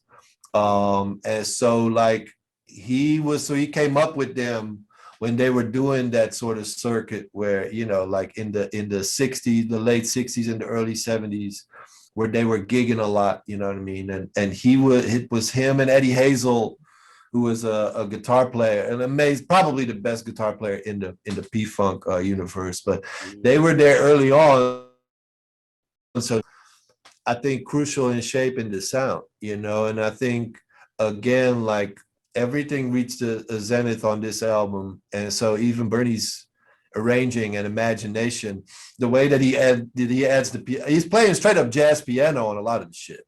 You know, it's just in a context where it's like he'll do some chords where you hear and he'll be like, oh, just like some, and you're just like, what, like just real free. But that, like, when you listen to the shows, like he's doing that same, so you realize like this is super deliberate. Like, this is adding a freedom to a form that is relatively constrained. Like, funk in itself is about repetition, you know, it's about locking in. It's about sort of all of y'all submitting to like a higher force, you know what I'm saying? And so in itself, funk is a very sort of constricted form. And then Bernie adds the freedom to it to just go wherever he wants to. I think Bernie Worrell is like one of the unsung heroes, I think, of music, period. I've always been a massive fan. His solo album is incredible. He did, in the heyday of P-Funk, he did one solo album. It's called All the Woo in the World. And not a lot of people know it because it was Bernie. At that point, everybody had solo. You had a lot of albums, you know, and so, but that is one that people should seek out. It's Junie is on there. He's got a song with George on there, but it's primarily a keyboard ass playing album. You know, it's Bernie. He's singing a lot of it himself. He's a good singer too. And so like Bernie was their secret weapon. Like as much as Fred Wesley and Maceo and Bootsy, I mean, we obviously have to take Bootsy separately because I think he was another huge catalyst in propelling Funkadelic to, you know, those years from 72 to 74. Like everything was up in the air. Like you listen to Mothership Connection, it's like, oh wow, this is a perfectly formed statement. But the years before that, with them losing rights to the name and like it was all up in the air. And a lot of the albums from earlier, like even the first Parliament album, Up for the Downstroke, like while you hear that it's not Funkadelic, it's much rawer still. It's closer to Funkadelic almost than the Mothership Connection. And then Chocolate City is kind of the pre-study for Mothership Connection. Like you sort of see like, okay, they're sort of latching on to like these concepts, especially about DC, you know what I mean? And you sort of see them sort of coming into it. I think Chocolate City is another like really, really great album, but it's still kind of raw compared to Mothership Connection, where they really have that sort of sheen, that finish to the production that I think the music needed and deserved to really kind of be taken for full face value, you know. And I think George knew that. I think he needed sort of, he was working on some real raw shit, and I think he realized like he needed to package it in a way for it to sustain itself, you know. And Parliament started paying the bills, you know what I mean, in that way, and they could still do rock shit with Funkadelic. Like I think Let's Take It to the Stage and Standing on the Verge by Funkadelic are from the same time as Mothership Connection, roughly. Completely different. You would never know at all. You could say it's two different groups, like in a lot of ways, like something like Standing on the Verge, which is really rock.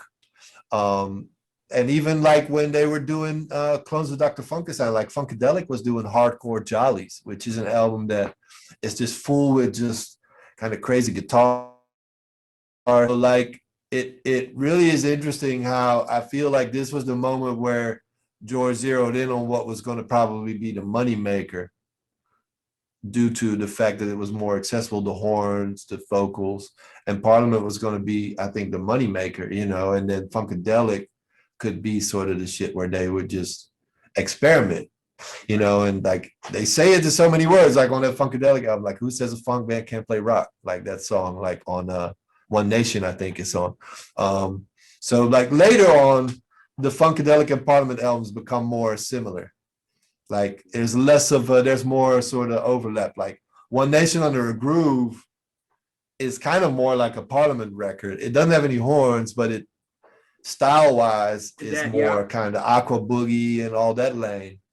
It's not necessarily a Funkadelic. So there's some overlap at some point, but at the time of Mothership Connection, like George is kind of on the one hand branding it as two different bands, and then the live show, it's like, oh shit, it's everybody, you know. And they do Funkadelic tracks at the Parliament live show, and like it, even that to me as a concept, I found really, really interesting, you know, that you sell 1 million copies of Mothership Connection, but you open your show with something like Red Hot Mama or something like that, which is just a scorching guitar joint. Yeah. And it's like, it seems like they're two different worlds. And like, there must have been people at that show who have been like, what the fuck, you know, like same way as there must have been people at the Prince show when he started showing a little bit of chops that were like, what, you know what I mean? Like those sort of accidental fans, if you will. Yeah.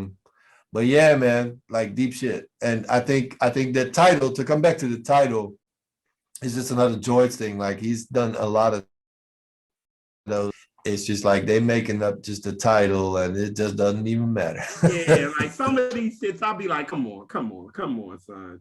But I do like the fact with this record, they also give you, like I always tell, or we always say in our shows, we love when you hear a song from a new album that gives you a little bit of a flavor of what the other albums gave you. So this record to me kind of gave me a little bit of, up from the downstroke, a little bit of, all your goodies type of thing that we know sort of use for that sample. You know what I'm saying? But it gives you that. You know what I mean? So I like that because I don't like you to stray too far away from what I loved you for. Because like you said, you go to their live concert and they playing something else and you like, what the fuck? Like, I came here to hear this. And then for them to do that. So that's why another reason why I love this track as long as, and can't pronounce it as it may.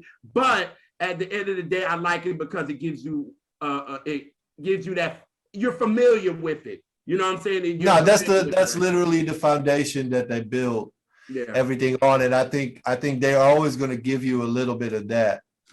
And I think with like on Clones of Dr. Funkenstein, there's a track called Do That Stuff, which is just another really great sort of funk workout that in itself doesn't really connect to the concept or whatever, but it's just them just going in, and I think it's really throughout, I think their discography, there are those songs where they just really kind of just give you just a slice of uncut shit, you know what I'm saying? And they had some, like, I think on Mothership Connection, the obvious radio tracks, they have this sort of, you can kind of hear it. And it goes back to the appeal that it must have had on Dr. Dre.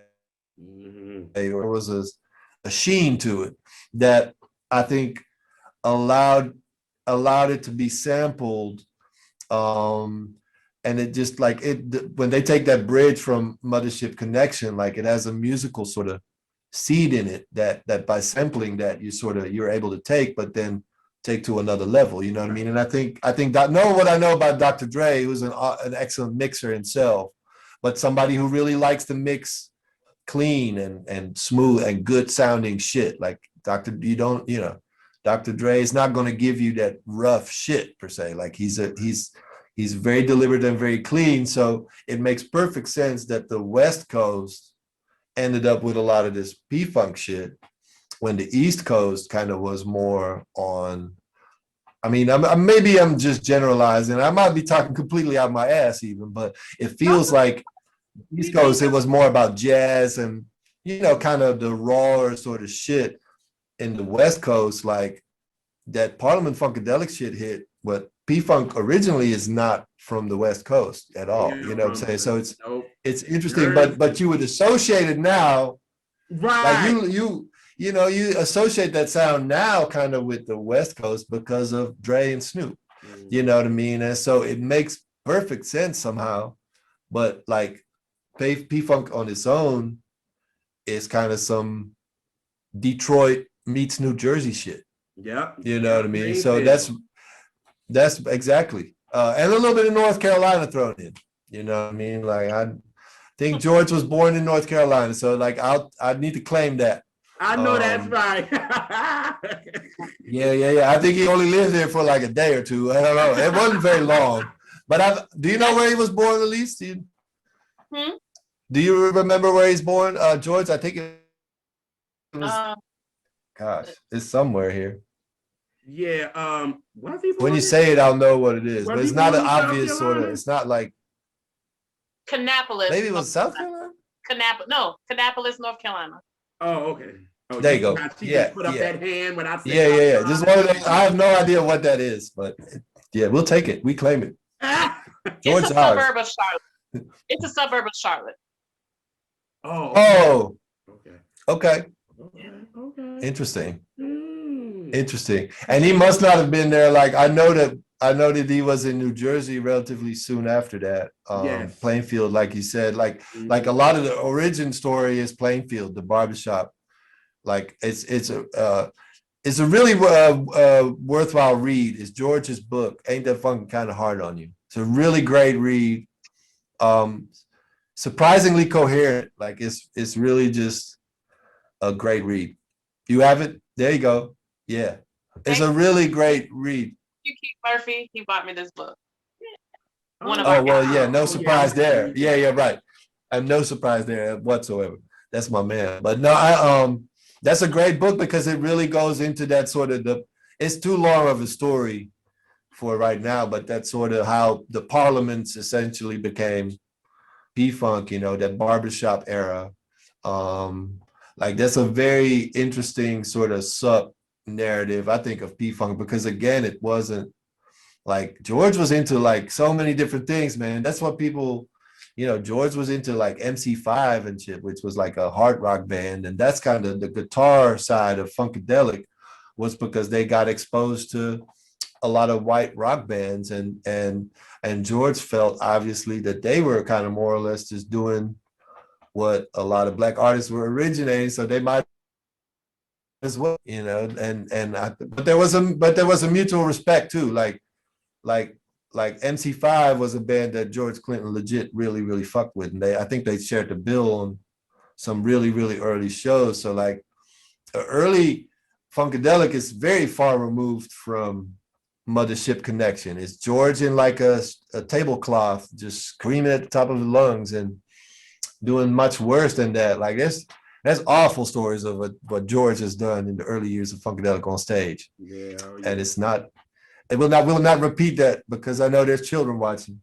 But yeah, it's a fun. By Mothership Connection, like he had cleaned up a little bit. And Star Child, is definitely not that, but like, yeah, the early Funkadelic years were wild, man. Like, and there's not a lot of footage from it and not a lot of recorded material, but there's a legendary TV show. I think it was like 69. They had just dropped their first album, and it's like a 15-minute, and it's like a time capsule of what early Funkadelic was. It's just absolute chaos, and you can just tell that TV show is just, it's just absolute chaos in the best possible way. And they must at the time not known what the hell was going on. Like, we look at this and be like, oh, that's George Clinton, but they at the time, it must have been just a massive just shock to witness sort of like that shit, you know what I mean? And that's another thing why I really love, like, George is just an uncompromised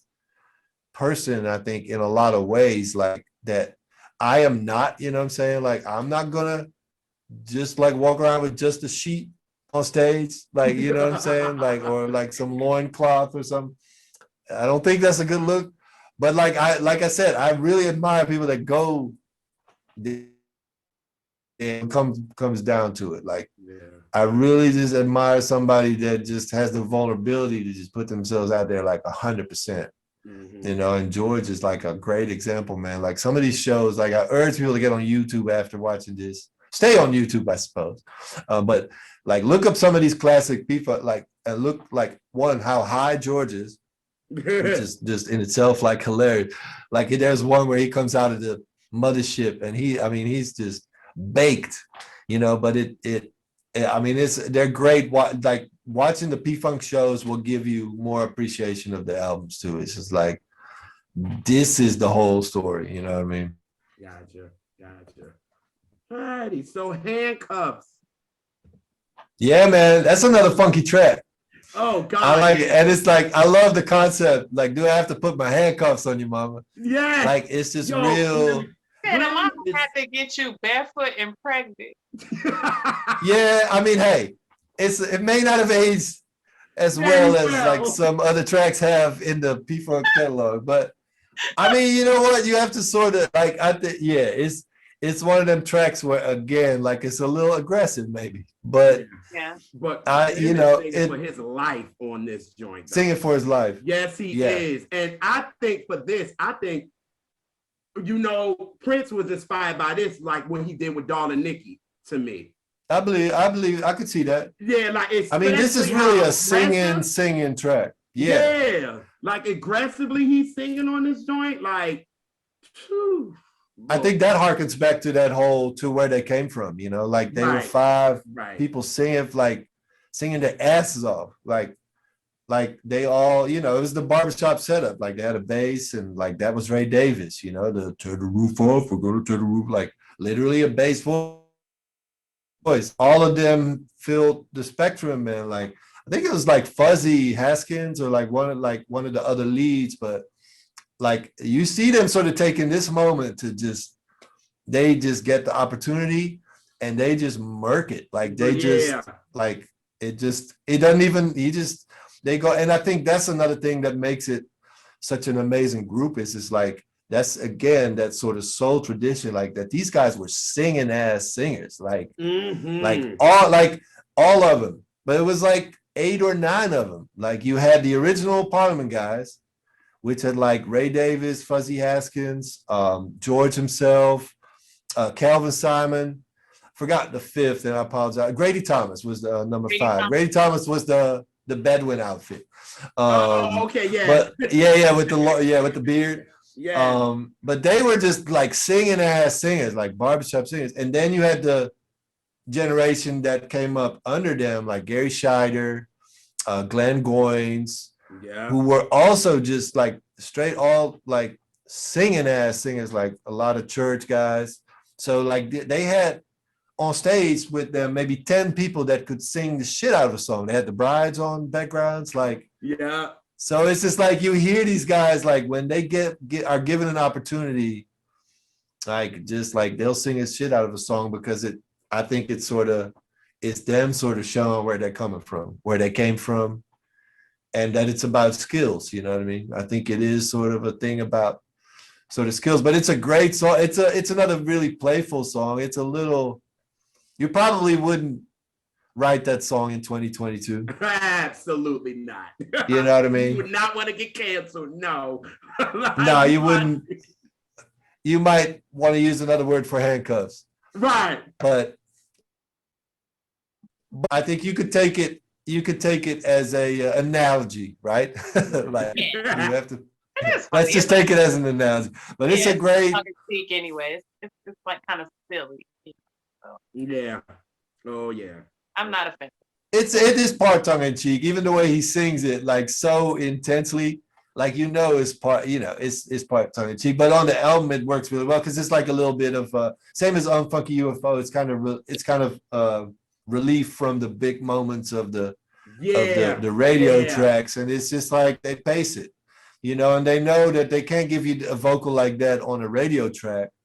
So on an album track, like they can go as far as they want to, you know what I mean? Right. Yeah. I agree. The classic, one of those songs everybody know, Set a Roof Off the Sucker,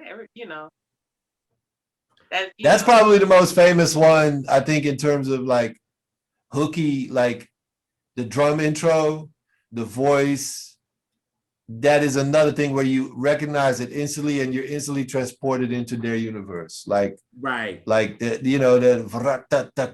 like that, just that break is like they've had a few over the years, like Flashlight is like all those, actually that was Standing on the Verge, but like Flashlight is similar, you know what I mean? They have these iconic sort of intro breaks that are like setting it off that like I think you don't really hear that in music a lot anymore. They're just literally designed to open the track. Like it's like just a little break. And it's the same with this, it's like a break that I think has become iconic. It's again, that style of drumming, that P-funk drumming with the heavy foot and the voice like to tear the roof off, like it's really another mission statement. We got a real thing going down. There's a whole lot of rhythm going down. Like they really just, it's not, it's really just sort of, again, describing what they're about. Just over like a sick track. But when that real sort of main groove kicks in, like we're all on board. Like we want the funk, like give up the funk. Like it's just like, it's again, like it's like a call to action, man. Like it's so smart, you know what I mean? It's like he knows, like that's something that people are going to do at the live show. Like those hooks they're all chants. They're all about potential crowd participation. You know what I mean? And so it's real simple, man, but they're locked into a point where you can't, like it's really not a lot of notes, but the spacing of it like is right. And just again, Bernie on the piano, like adding that sort of chord to it that makes it just a tad bit jazzy. You know what I mean? Like it's just like, wow, like you have this street sensibility of the drums and the bass, and then Bernie comes in with those piano chords just to add that, again, that color to it that makes it multidimensional, you know. And there's another one that became a live favorite, of course, you know what I mean? Like they would play this live, and I think it became like another fan anthem, you know, give us the funk. Like it really is that simple. Then with, like you said, with jazz, then they come in with the da da da da. Yeah, like, and that's again like the array, like the imagination that you must have to want to, you know, to have a groove like that, but to sort of hear again like almost these orchestral layers and out of this world, like, because again, like I think that's what I associate with P-Funk is just like that vocal, like the multi-harmony, the like that, really just like the color of that. Yeah. Like it's just like, again, what sets them apart from a lot of other funk bands. Was that?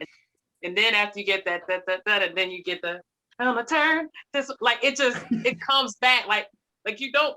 Yeah. Like, imagine hearing it for the first time, and then that just comes. You're like, oh, okay. Yeah. I like that. And they're all hooks. It's not like, oh, this is a verse. They're just all hooks, like one hook after another. You know, tear the roof off. We're going to tear the roof off. Give up the funk. We want the funk. Gonna turn this mother. They're all like, it's just one hook after another. And any of us would be happy with just one of them hooks. You got like 4 in one song. And it it's a very cool way of songwriting where it's like, it's not like they're singing a verse and a chorus like some of the other ones. Like Handcuffs has a verse and a clear chord. You know what I'm saying? It's a fairly traditional song. Yeah. And I think even maybe Unfunky UFO maybe is, but like this is just hook after hook after hook. And I think that's why it worked on the radio so well, because it's just like, it feels like you're constantly in the up part of the song. Yeah. Because there's just no down. Like it's just like, we just, you know, same with Mothership Connection. Like it feels like they're maintaining a high that they're maintaining throughout. It's not like it doesn't go with any lulls. So it's like, yeah, this is another classic. I think it's probably maybe the most famous P-Funk track. I think so. Like on my on Spotify, it's the #1 record. Like that's it. Like that's what you go to for real. It's really hard. Yes. Like it goes really hard. Like even though it's a track from the 70s, like it goes hard. And it sounds great today. Like it just goes hard. The energy behind it, you know, the sounds may have changed, whatever, but the attitude and the energy is like, makes it timeless. Absolutely. I agree. And the groove, that groove is just undeniable. Like it is just so basic, but it locks so good. And man, an incredible track. Yes. And then we close it out with Night of the Thumposaurus People. You know I love it. Yeah, man. Gaga Kuga. Yes, Gaga Kuga. Oh, God. Yeah. It's another, like he takes like something that's so seemingly silly and then like this was another track. So this was live. This was the big climax. So they tied this to Mothership Connection. They had Mothership Connection. Then they had the Mothership landing with Swing Low, and then they would run Night of the Thumposaurus People. That's this big sort of climax. Like they would bring Bootsy back on, and they would all do that. Dun, dun, dun, dun, dun, dun, like they would do that for like seemingly forever, you know. So this is the climax also on the record, you know what I mean? And I think it's just a sort of a really great example of just the playfulness versus just some real dope shit. Like it's really, really dope shit, but there's a playfulness at play that I think in later albums you get more of. But just the wordless vocals, and I mean, it's really just, again, it's just an atmosphere. It's not really about anything, you know what I mean? Like, who are the Thumposaurus Peoples? We don't know. Heck no. But it really doesn't matter. And why is it night? Like, what is not, you know? But it to me, it's always like sort of like struck me as like Night of the Living Dead or some vibes like that. It's like the Thumposaurus peoples, to me, is like sort of that side of P-Funk where they are like, you know, sort of the darker side of P-Funk where they get together at night and do whatever, you know what I'm saying? Like it feels dangerous. If it has a little bit of a dangerous feel to it, but then the gaga, you know, it's real, just playful. And just only in P-Funk can you end an album that way, right? Like, yes, I was about that. That's why I get it. Why a lot of people like, you know, when I was looking online, because when I, Elise knows this, when I listen to albums, like I gotta see like reviews and stuff online and see what people say about it, like on YouTube. At least know I'm a YouTube fanatic. Like I'm gonna go in and see what people talk about in the comments and live stuff and that. What you got to say? I don't like to read reviews of albums. Oh yeah. I mean, I will if I need to understand the context, like historically, blah blah blah. But I prefer not. If I could not, I wouldn't. Yeah. I'm more of. I like 10, 20-year like retrospectives. Right. When I have sat with it, but that off the cup, no, I don't like that. Yeah, and that's the like I like going to YouTube because I like seeing when people say for these songs, I was at the concert in 1976 and they did this and da and it makes me look like, oh my God, what a time this was.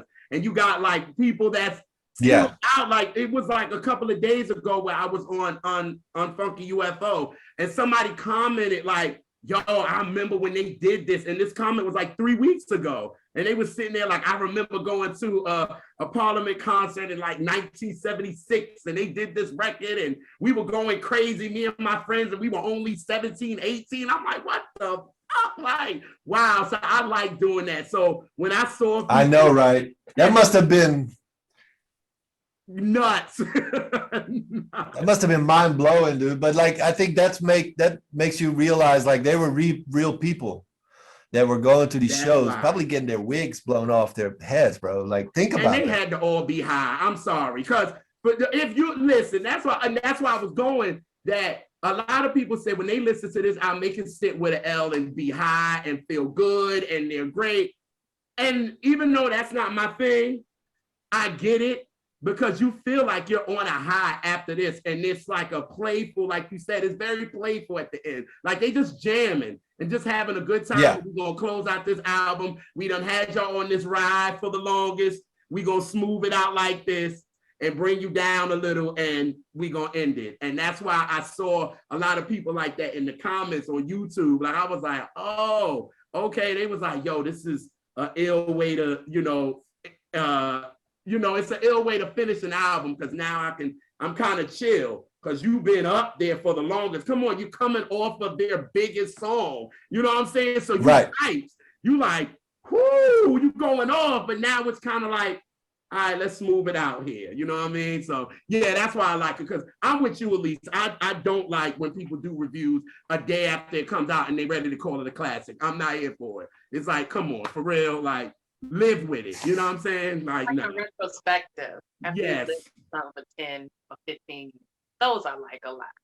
Yeah, the retrospective. Yeah, the word she said. Yeah, that word. For me, this is more contextual. Yeah, I'm overused, man. Like, and that's why I even just to go back to what I said earlier. That's why I don't really like to talk a lot about what we do, because it's like people will use those terms very freely, you know what I mean? Whether they're good or bad, but like something like a classic is really, to me, in my mind, like, Journey Through the Secret Plants is a classic. Mothership Connection is a classic. You know, like Voodoo is probably a classic at this. I would say, okay, Voodoo was what, 2000? Yeah. 22 years ago. I'm willing to say at this point that Voodoo is a classic, but it's a new classic. I get it. But like 20 years, but like something that came out last year, I just think we don't know yet, bro. Like we just don't. I think it can be good, like, or bad at that point, and we can be like, yo, this is great. I think the main thing with reviews is always bothered me is that like music is so subjective that like just because a reviewer has one reaction really doesn't mean anybody else will too. However, that, you know, people may not ever get there if a reviewer is in the way, you know what I mean? And by that, I mean, if you read a bad review from some, like I know for myself, if I hear something, let's say a TV show, and I'm like, I hear some, I don't know. I may not check it out. I may think like, well, I've got all these other shows, like I'm hearing like that this one's kind of blah. I'm just gonna sort of not, and maybe I missed something that I would have been absolutely into. You know what I mean? I think music is the same way. Like I remember one of my earliest reviews of one of my albums, hilarious, was on Pitchfork. It was a review of right. You already know. Yeah, because I talked about I it mean, in it's the already episode. funny, but I sure did. I sure did. It's already funny, but it's like it was somebody reviewing an instrumental. This was I've had several bad Pitchfork reviews, but this one was an instrumental album, and the first sentence was like, I don't really get down with instrumental music. So like you have somebody essentially, that's like saying like I'm reviewing a Carrabba's, but I hate Italian. You know what I mean? It's just like it just doesn't make any sense. It just doesn't make any sense. And I think if anything, like there are good reviews, like where somebody is like, oh, this is XYZ. He's trying to tell this is that story, like analytical, whatever. Mm-hmm. I don't mind criticism in itself. I don't even mind music criticism, but it's so interconnected with taste and subjective feelings that it's probably not a great idea to read somebody's review before consuming anything. Right. Because you're going to go into it colored, you know what I mean, to whatever degree. And at the same time, there's word of mouth and stuff. You're going to obviously trust, like, if I give you some piece of music to check out, you might think like, oh, that might probably be worth checking out because X, Y, and Z. So it works both ways around. But I think reviews, like Elise said, I think retrospectively, sort of culturally, historically, musicology wise, I guess, but like an assessment after a certain period of time where the culture has shifted to a point where, you know, you can appreciate, like, because the way that I think about these Parliament shows, and like people maybe have been in the audience, is like, that must have been incredible also at that time in society, you know what I mean, where civil rights was still something that was like controversial, like it had started, but it was sort of an atmosphere where that was being disputed, you know what I mean? So like Parliament was also an escape from that, you know what I mean, from the sort of the real world, you know. So I imagine like the people going to those Parliament shows and then seeing like something like that Mothership, like that would have been an incredible thing to witness in 75.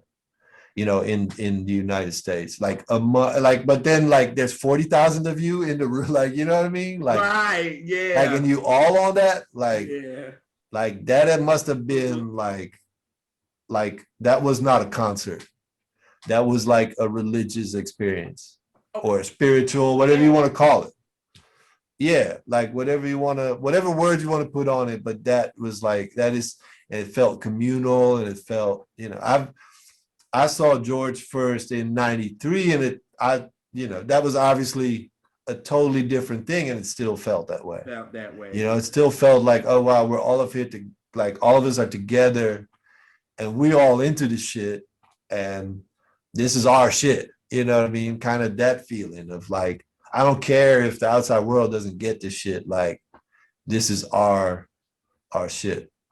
And I think we have been that for some people, you know, like where like people are like, yo, I don't care if they got hits, or I don't care if it's on the radio, like they're like, this is my shit, you know. And so that's always more important than anything else, you know.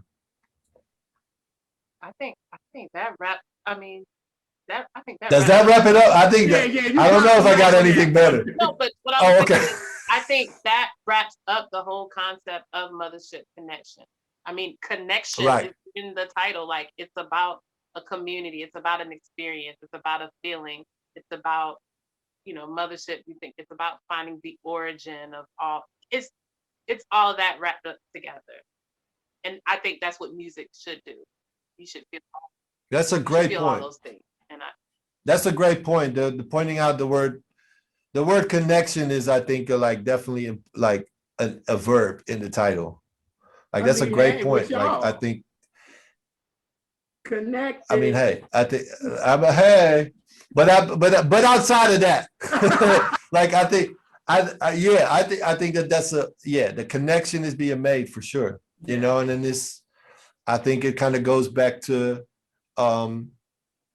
that mothership being sort of a symbol for all these other things, you know, church, whatever, escape from reality, you know, whatever you want to call it. You know what I'm saying? I think that's why George's Universe meant so much to so many people, because it was like during a time when, you know, it's like it and I again, like I didn't live through that time. Plus, I was raised in Europe, so I'm having to really sort of like put myself in that time period under those circumstances to really fully, I think, appreciate like what that must have meant for a group like that to be an example for people, you know, out there. You know what I'm saying? Like that must have been some real shit for kids, like to, you know what I mean? Like you just think about that. And I mean, that to me is also, I think, a legacy of P-Funk is they sort of lit so many candles, like themselves, like the whole West Coast, like hip hop, like, you know, that whole like digital underground. There would not have been a Shock G without George Clinton. There probably would have been a Dr. Dre, but you know what I mean? Like it, like the music of Parliament Funkadelic is one thing, but the other artists that they launched, you know, like I know even like a lot of, you know, like a lot of rappers that may not have directly sampled Parliament were big, like Ice Cube and all big, huge like Parliament heads, you know what I'm saying? So I think he also passed the torch, you know what I'm saying, and got these, and I think that's also what they say about great musicians, that it's only so much about the music they made themselves, and sometimes it's more important who else they got started. Like they always say that about the Beatles, like that the Beatles probably gave birth to like millions and millions of kids, like shredding guitar in their garage, you know, starting little bands and shit, you know. And I think that's kind of ultimately what the tradition of music is, that you see somebody doing something that triggers you to do something too, you know, whether it's completely different or something the same. But that, like, I can listen to Mothership, because I can put it on right now, and I know in 5 minutes I'm going to be ready to do something myself, you know. It's just like instantly just like triggers, like, oh wow, you know. And I've heard that record a lot, you know, but it doesn't lose any of its freshness. Like I think a lot of that P-Funk stuff, probably because it has so many layers, it doesn't ever lose. Like we haven't even talked about the Bootsy records and sort of the concepts that they were doing, you know, like the sort of rock star kind of thing, like how they did with Bootsy and stuff. Like, man, like you could fill like 20 episodes of Catch That before we are done discussing the P-Funk, the overall, because like Brides of Funkenstein, man, that Never by Tech. Very few people know about that shit. But it's like, it's again another sort of, it is the P-Funk train, just with different people singing on it. Yep. It's the same shit, man. And it's like 6, 7 jams. The Parlat records are incredible. The Horny Horns records are really, really great. You know, like just like you would, you know, hey, you know what I'm talking about. Absolutely, yes. Largely instrumental and just like for. And I mean, they were probably the best horn section around, like maybe outside of, again, like Earth, Wind and Fire, Tower of Power, some stuff like that. But they were like between Fred and then Maceo and Richard Griffith and Rick Gardner, like just dumb. Yes. Dumb. So much good stuff in that clique, bro. Oh yeah. Oh yeah. So How about Nicolay? You tell us anything you got coming up or anything you want to tell folks regarding your music project and beyond. So that's a bit of a conundrum because I can't tell you anything about that. We get that a so lot. I will say, We get that a lot. yeah, I know. It's like I'm really not trying to be coy. I'm really legit doing something right now that if I say it right now, A, they're gonna fire me, or B, I've jinxed it and like they canceled the shit. So like, Oh, I can't. no. I really can't. But I'll I'll say this: I've been involved with a project since like January of this year.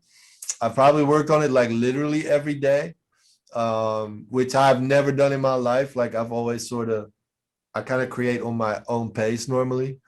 And sometimes there's days where I don't have a pace at all, and this required me to edit differently. I've never made this much music in my life. I can't really judge whether it's good or bad, like at this point, like, because it's just on another thing in terms of the sort of the time investment that I've put in, but it's super exciting.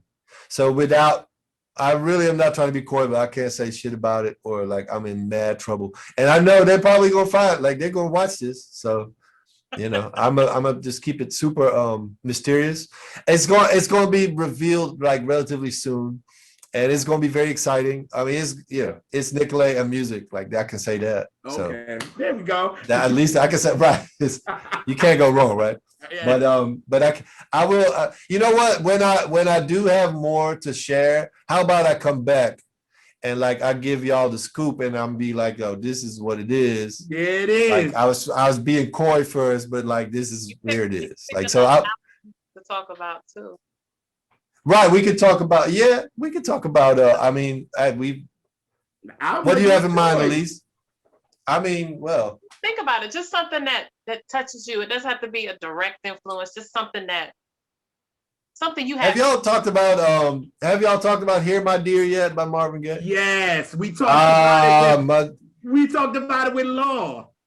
Who is okay? Oh, with Law, word. Yeah, that's my dude. Like Law is like he's a very talented cat.